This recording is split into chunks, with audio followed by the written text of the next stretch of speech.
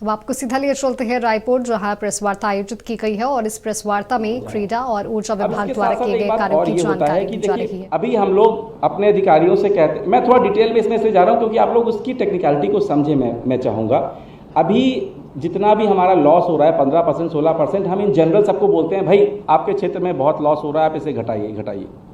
अब क्या होता है, जब हमारे स्मार्ट मीटर लगते हैं तो हमारे पास स्मार्ट मीटर जो हमारा मेन फीडर है वहाँ पे भी लगा है, फिर वहाँ से बिजली आई ट्रांसफार्मर में भी लगा है, और फिर ट्रांसफार्मर से जो घर में बिजली गई कंज्यूमर का वहाँ पे भी लगा है। तो तीनों जगह स्मार्ट मीटर लगा है। तो बिजली यहाँ फीडर से कितनी यूनिट चली थी, ट्रांसफार्मर में कितनी पहुँची और यहाँ से घरों में कितनी पहुँची, तो यानी परफेक्ट अकाउंटिंग हो सकती है। हम हर फीडर में जान सकते हैं कि किस फीडर में लॉस कितना ज़्यादा है।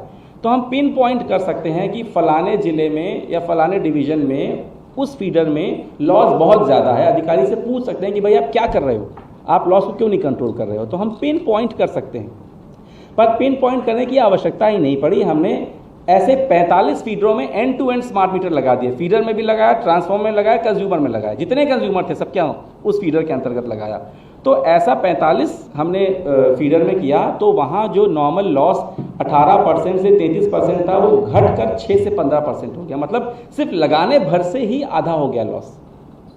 मतलब हमारे जो पूरा अमला है उसको पता चल गया कि जो भी लॉस हो रहा है वो ऊपर कंप्यूटर पे दिख रहा है आपको। तो इससे पहले कि मुझसे आगे चल के सवाल जवाब हो, हम पहले ही सजग हो गए और हमने खुद ही जहाँ भी लॉस थे, जो लूप होल थे, उनको प्लग कर दिया।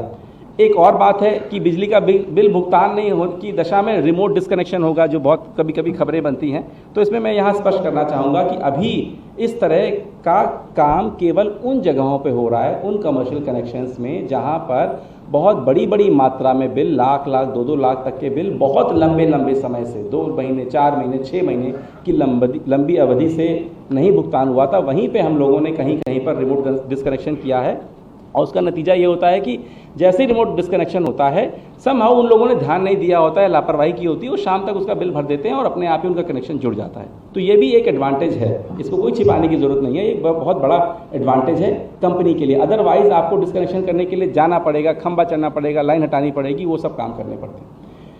साथ ही साथ जो डेटा पूरा आ रहा है, इस डेटा का भी यदि हम एनालिसिस करते हैं तो किस प्रकार से चोरी हो रही है, कहाँ पर हो रही है, ये हमको पता चल जाता है। तो उस पर भी हम लोग नियंत्रण रख सकते हैं। ये सारी बातें मैंने आपको वो बताई कि स्मार्ट मीटर लगाने से बिजली कंपनी को क्या फ़ायदा होता है। अब मैं बताऊंगा कि स्मार्ट मीटर लगाने से उपभोक्ताओं को क्या फ़ायदा होता है और उपभोक्ताओं को स्मार्ट मीटर क्यों लगाना चाहिए। स्मार्ट मीटर में उपभोक्ता को हर 30 मिनट में उसका जो कंजम्पशन है उसकी जानकारी एक ऐप पर, या जो हमारा मोड बिजली